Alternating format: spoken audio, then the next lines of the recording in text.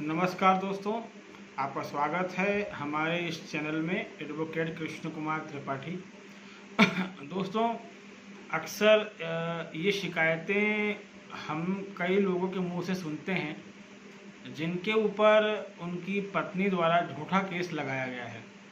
शिकायत हम ये सुनते हैं कि हमारी पत्नी ने या उसके परिवार वालों ने, मायके वालों ने हमारे साथ कई तरह के ऐसे काम किए जो क्राइम की श्रेणी में आते हैं, लेकिन पुलिस है उसने किसी भी तरह से हमारी एफआईआर दर्ज नहीं करी। तो दोस्तों, क्या है कि हम नॉर्मली बात जानते हैं कि जो पुलिस होती है वो ऐसे मामलों में महिला के खिलाफ एफआईआर नहीं लिखती है, या फिर पुलिस को पैसा दिया जाए तो पुलिस एफआईआर लिख लेती है। तो इसका सॉल्यूशन क्या है? दोस्तों, सीधी सी बात है कि अगर पुलिस किसी मामले में एफआईआर ना लिखे तो इसके कुछ बहुत सारे सॉल्यूशन हैं। ये अलग बात है कि हम उन सॉल्यूशन का इस्तेमाल सही तरीके से नहीं करते हैं। अगर हम सही तरीके से उन सॉल्यूशन का इस्तेमाल करें, जो स्टेप्स हैं, कानून की जो प्रक्रिया है, तो कहीं ना कहीं हमको सफलता मिलेगी। दोस्तों, एक चीज़ ध्यान रखें कि अगर आपके साथ सिर्फ मैट्रिमोनियल डिस्प्यूट की ही बात नहीं कर रहा हूँ, किसी भी तरह का मैटर आपके खिलाफ हो गया है, आपके साथ कुछ ऐसा हुआ है जिसके बारे में आपको लगता है कि वो क्राइम है, आप थाने जाते हैं, पुलिस एफआईआर नहीं लिखती है, तो इसके दो विकल्प हमारे पास हैं। सीआरपीसी की धारा 156(3) और सीआरपीसी की ही धारा 200, इन दोनों के तहत आप जो हैं अपनी एफआईआर दर्ज करवा सकते हैं। लेकिन सवाल ये पैदा होता है कि क्या मात्र ये दो एप्लीकेशन लगा देने से एफआईआर दर्ज हो जाएगी? तो दोस्तों, ऐसा नहीं है। अब मेरी बात को थोड़ा ध्यान से समझिएगा। सुप्रीम कोर्ट के मुताबिक सुप्रीम कोर्ट ने कई जजमेंट दिए, जिसमें कि एक जजमेंट है Lalita Kumari versus state of UP. उसके बाद एक जजमेंट है Ramesh Kumari versus state of Delhi. और भी बहुत सारे जजमेंट्स हैं, लेकिन जो ये Lalita Kumari versus state of UP judgement है, इसमें सुप्रीम कोर्ट ने कई गाइडलाइन जारी करी थी और सुप्रीम कोर्ट ने कहा था कि ऐसा कोई भी अपराध जो संज्ञेय अपराध की श्रेणी में आता है, जब भी पुलिस को इसकी सूचना मिलेगी, पुलिस को एफआईआर दर्ज करनी पड़ेगी। पुलिस इसमें एफआईआर दर्ज करने से मना नहीं कर सकती है। इतना ही नहीं, पुलिस इन मामलों में जो कि संज्ञेय अपराध की श्रेणी में आते हैं, उसमें पहले जांच भी करने का अधिकार नहीं रखती है। इसमें पुलिस को एफआईआर जो है वो दर्ज करनी पड़ेगी, उसके बाद ही जांच होगी। तो सीधी सी बात है, ये सुप्रीम कोर्ट का एक लैंडमार्क जजमेंट है जो पूरे देश में लागू है और अदालतों को इस जजमेंट को फॉलो करना पड़ता है।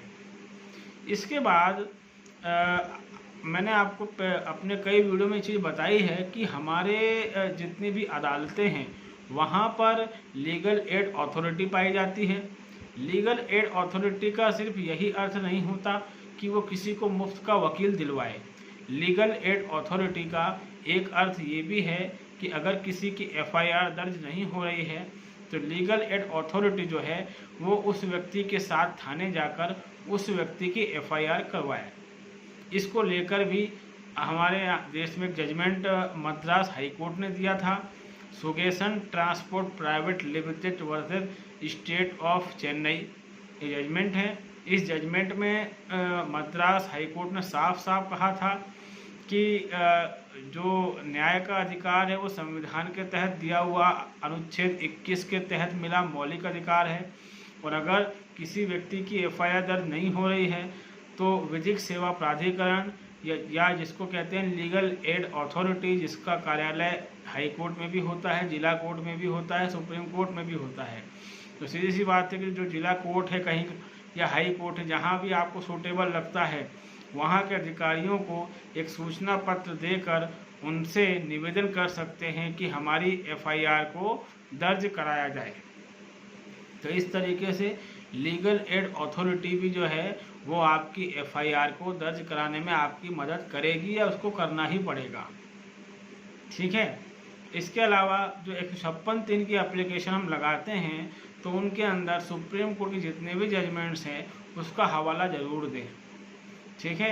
एक बात मैं क्लियर बता दूं, कोई भी ऑफेंस जो कॉग्निजेबल ऑफेंस है, जिसको हिंदी में कहते हैं संज्ञेय अपराध, उस अपराध के तहत अगर उसकी सूचना पुलिस को मिलती है तो पुलिस को जांच करने की आवश्यकता नहीं है। पुलिस को पहले एफआईआर करनी पड़ेगी, उसके बाद ही पुलिस जांच कर सकती है। ऐसा पुलिस नहीं कर सकती कि पहले जांच कर ले, उसके बाद आरोपी को क्लीन चिट दे दे और उसके बाद कहे कि कुछ हुआ ही नहीं है। अगर पुलिस ऐसा करती है तो गैर कानूनी माना जाएगा। ठीक है। लेकिन जो पुलिस है वो सही मायनों में किसी भी सुप्रीम कोर्ट के निर्णय की बात की जाए या कोई गाइडलाइन की बात की जाए उसको पुलिस फॉलो नहीं करती है। तो जब पुलिस ऐसा करती है और फॉलो नहीं करती है तब आप जुडिशरी में जाकर पुलिस वाले की बैंड बजा सकते हैं। इसके अलावा दोस्तों, गृह मंत्रालय ने 2013 में एक गाइडलाइन जारी करी थी। वो गाइडलाइन उसका जो लेटर है वो मैं अपने क्या कहते हैं डिस्क्रिप्शन बॉक्स में डाल दूंगा और जो जजमेंट्स हैं, केस वगैरह हैं, वो भी डाल दूंगा। तो गृह मंत्रालय ने जो गाइडलाइन जारी करी थी, उन गाइडलाइन में गृह मंत्रालय ने साफ कहा था कि अगर किसी भी कॉग्निजेबल ऑफेंस की सूचना पुलिस को मिलती है तो पुलिस को चाहिए कि वो एफआईआर को तुरंत दर्ज करे। और पुलिस इस चीज़ का बहाना नहीं बना सकती कि एफआईआर में विश्वसनीयता नहीं थी या एफआईआर झूठी, मतलब सूचना में विश्वसनीयता नहीं थी या सूचना जो हमको मिली वो झूठी लग रही थी या सूचना देने वाला विश्वास योग्य नहीं था। इस तरह के बहाने पुलिस नहीं बना सकती। पुलिस को एफआईआर दर्ज करनी पड़ेगी। तो कुल मिलाकर कॉग्निजेबल ऑफेंस संज्ञेय अपराध में एफआईआर दर्ज करना पड़ता है। कई लोगों के मन में सवाल चल रहा होगा कि संज्ञेय अपराध या कॉग्निजेबल ऑफेंस कहते किसको हैं। तो दोस्तों एक चीज़ ध्यान रखें, जो गंभीर अपराध रहते हैं उनको ही संज्ञेय अपराध या कॉग्निजेबल ऑफेंस कहा जाता है। ठीक है। आपका एक एक्ट बना हुआ है जिसको सीआरपीसी कहते हैं, क्रिमिनल प्रोसीजर कोड। उस एक्ट के अंदर आईपीसी में जितने भी अपराध बताए गए हैं उन सभी अपराधों का लाइन से जिक्र है और उसमें लिखा हुआ है कि कौन सा अपराध संज्ञेय है और कौन सा असंज्ञेय है। संज्ञेय अपराध में पुलिस को एफआईआर दर्ज करना अनिवार्य है। असंज्ञेय अपराध में पुलिस एफआईआर दर्ज नहीं करती है। उसमें धारा 155 के तहत अदम चेक काट देती है और उसके बाद जब जुडिशरी पुलिस को आदेश देती है उसके बाद ही पुलिस उसमें इंक्वायरी करती है।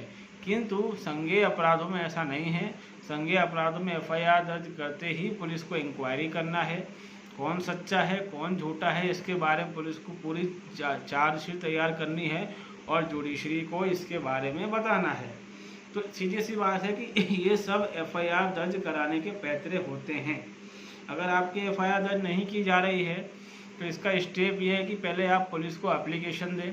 अगर पुलिस एप्लीकेशन नहीं लेती, क्योंकि थाने में कई बार एप्लीकेशन नहीं ली जाती है, कोई डरने की ज़रूरत नहीं है। आप बाई पोस्ट पुलिस को एप्लीकेशन भेजें और 7 दिन का इंतज़ार करें। 7 दिन तक पुलिस का कोई रिप्लाई नहीं आता है या कोई जांच कुछ भी शुरू नहीं होती है तो फिर जो वो एप्लीकेशन है वो आप उस थाने के ऊपर के अधिकारी को, जिसको सीएसपी या एसीपी कहा जाता है, जहाँ पर कमिश्नर रूल लागू वहाँ पर एसीपी होता है, जहाँ पर कमिश्नर रूल नहीं है वहाँ पर सीएसपी होता है।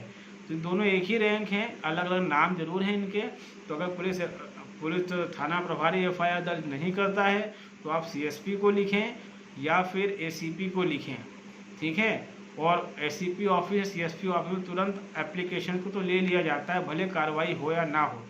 ये करने के बाद आप धारा 156(3) और धारा 200 सीआरपीसी के तहत कोर्ट में आवेदन लगाएं, एप्लीकेशन लगाएं, केस लगाएं और वहाँ पर सुप्रीम कोर्ट के कई जजमेंट्स, कई गाइडलाइन, जो भी आपके सबूत हैं वो, और जो होम मिनिस्ट्री की गाइडलाइंस हैं उन सब का हवाला दें। इससे आपका केस बहुत मजबूत हो जाएगा और एफआईआर दर्ज करने की संभावना बहुत बढ़ जाएगी। कई बार ये होता है कि व्यक्ति पुलिस के पास जाता है ओरली सब कुछ बता के आ जाता है, पुलिस एफआईआर दर्ज नहीं करती, व्यक्ति निराश हो जाता है, वो रिटर्न में पुलिस को कुछ भी नहीं देता है और सीधे कोर्ट पहुंच जाता है। कोर्ट पूछती है कि आपने पुलिस को कोई एप्लीकेशन दी, व्यक्ति कहता है नहीं। कोर्ट पूछता है कि उस थाने के ऊपर जो अधिकारी बैठे हैं उनको कोई एप्लीकेशन दी, व्यक्ति कहता है नहीं। कोर्ट वहीं पर मामला खारिज कर देती है क्योंकि आपने लीगल प्रोसीजर को फॉलो नहीं किया था।